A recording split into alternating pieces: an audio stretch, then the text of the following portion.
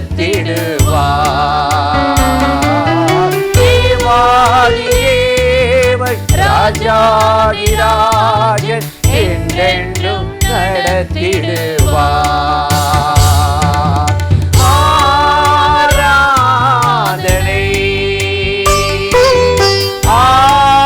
ஆராதனை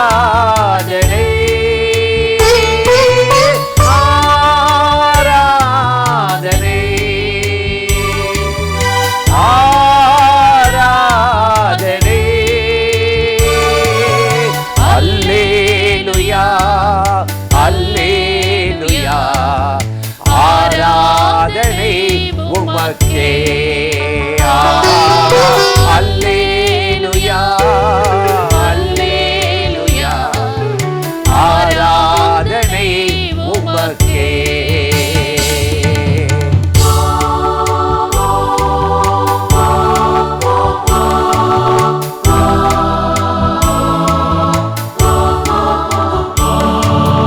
வெண்மேகமே வெண்மேகமே வெளிச்சம் தாரும் இந்நேரமே. வெண்மேகமே வெண்மேகமே வெளிச்சம் தாரும் இந்நேரமே. கண்ணீரை நீக்கி காயங்களாற்றி கனிவோடு நடத்திடுவார். கண்ணீரை நீக்கி காயங்களாற்றி கனிவோடு நடத்திடுவார்.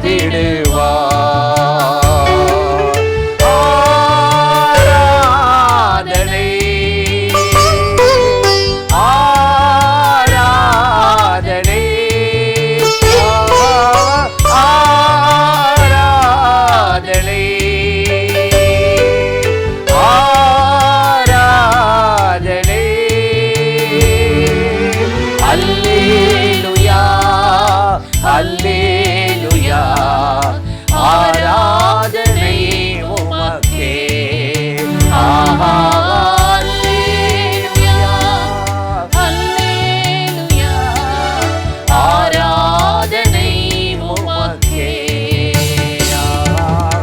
அல்லேலூயா அல்லேலூயா. ஆராதனை உமக்கே.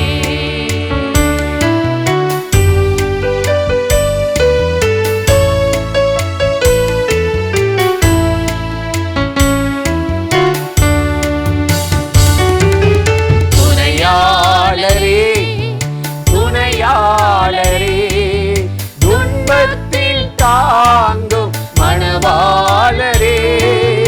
துணையாளரே துணையாளரே துன்பத்தில் தாங்கும் மணவாளரே. அபிஷேகூற்றி மறுரூபமாக்கி ஆற்றலை தந்திடுவார். அபிஷேகூற்றி மறுரூபமாக்கி ஆற்றலை தந்திடுவார். ஆராதனை ஆராதனை ஆராதனை ஆராதனை. அல்லேலூயா அல்லேலூயா. ஆராதனை உமக்கே. அல்லேலூயா அல்லேலூயா. ஆராதனை உமக்கே. அல்லேலூயா. அன்பான தெய்வ பிள்ளைகளே, நமது இயேசு வாழ்கிறார் ஊழியங்கள் நடத்தும் புத்தாண்டு வாக்குத்தத்த ஆசீர்வாத கூட்டம். நாள் ஜனவரி 1. நேரம் மதியம் 3 மணி முதல் மாலை 6 மணி வரை. தெய்வ செய்தி சகோதரர் எல் வின்சன்ராஜ். ஆண்டவர் ஒரு புதிய கிருபை அனுப்பி இருக்கிறார். புதிய திட்டத்தை உனக்கு கொண்டு வந்திருக்கிறார். நேற்றைய திட்டம் அல்ல, நேற்றைய சாப்பாடு அல்ல, பழையவைகள் அல்ல. புதிய காரியங்களை செய்யும் போது அவருடைய கிருபை உனக்கு காலைதோறும் புதிதா இருக்கிறது. பாடல் ஆராதனை சகோதரி கலா வின்சென்ட் ராஜ். இடம் வானத்தின் வாசல் சுவிசேஷ ஜெபமையம், செம்பட்டி, திண்டுக்கல். தேவ பிள்ளைகளே, இந்த புத்தாண்டு வாக்குத்தத்த ஆசீர்வாத கூட்டத்தில் கலந்து கொண்டு தேவனிடமிருந்து நன்மைகளையும் ஆசீர்வாதத்தையும் பெற்று செல்ல உங்கள் யாவரையும் அன்போடு அழைக்கிறோம். மேலும் விவரங்களுக்கு கீழே உள்ள தொலைபேசி எண்ணை தொடர்பு கொள்ளுங்கள். பிரியமானவர்களே, ஆண்டவராகிய இயேசுவின் நாமத்தினாலே இந்த காலை நேரத்தில் இயேசுவை தினம் பார்ப்போம் என்ற இந்த நிகழ்ச்சியின் மூலமாக உங்களை சந்திப்பதில் மிகுந்த மகிழ்ச்சி அடைகிறேன். கர்த்தர் நல்லவர், கிருபை இரக்கம் நிறைந்தவர். இந்த நாளிலும் கட்டாயம் உங்களை ஆசீர்வதித்து நடத்துவார்.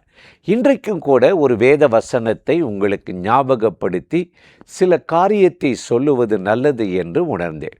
1 பேதுரு 2ஆம் அதிகாரம் 9வது வசனத்தில் நாம் வாசித்து பார்த்தால் கர்த்தருடைய வேதம் இங்கு இப்படி சொல்லுகிறது: நீங்களோ உங்களை அந்தகாரத்திலிருந்து ஆச்சரியமான ஒளியினிடத்தில் வரவழைத்தவருடைய புண்ணியங்களை அறிவிக்கும்படி தெரிந்து கொள்ளப்பட்ட சந்ததி அப்படின்னு ஆண்டவர் சொன்னார்.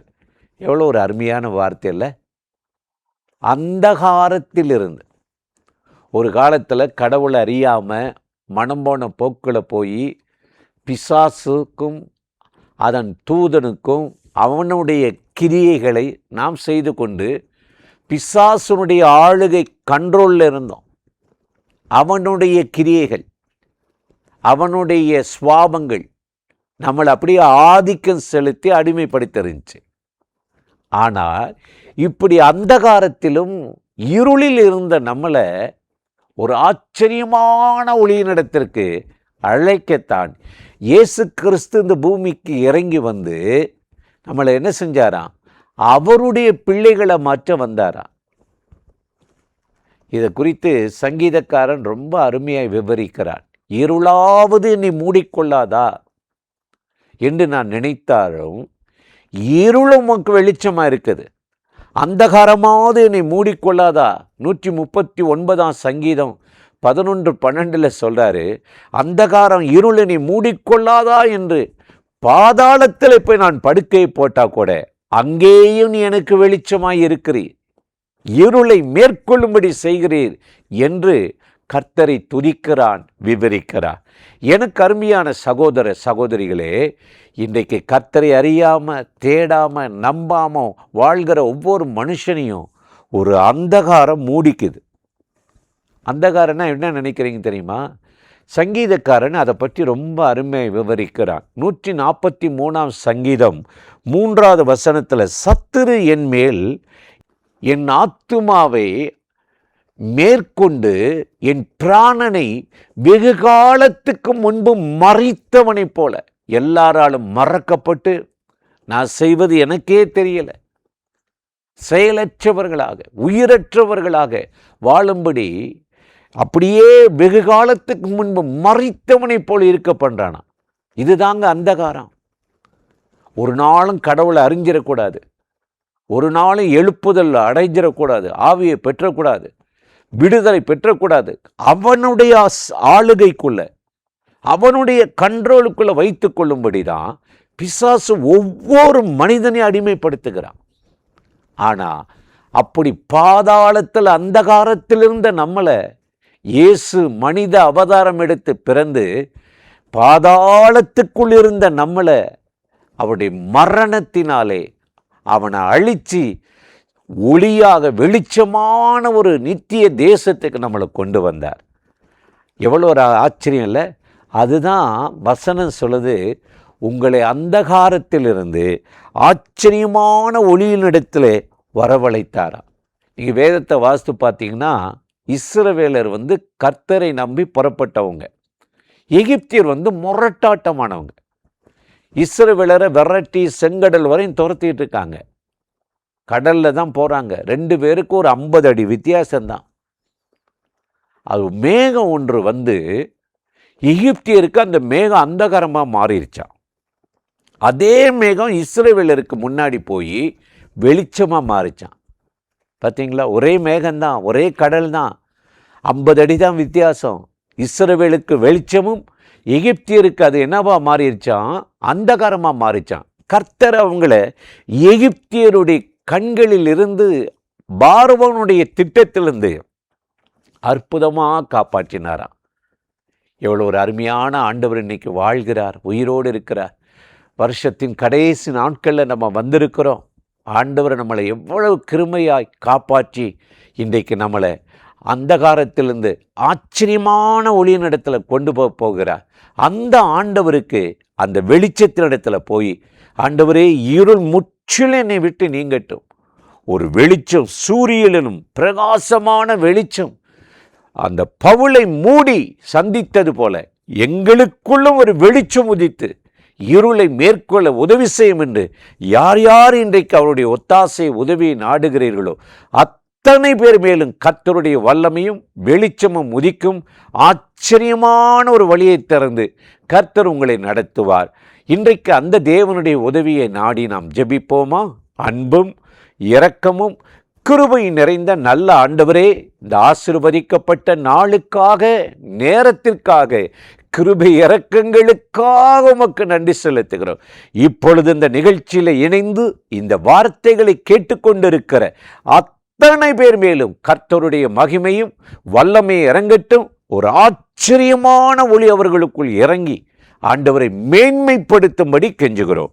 இயேசுவின் நாமத்தில் வேண்டிக் கொள்ளுகிறோம் எங்கள் உயிருள்ள நல்ல பிதாவே. ஆமேன், ஆமேன், ஆமேன்.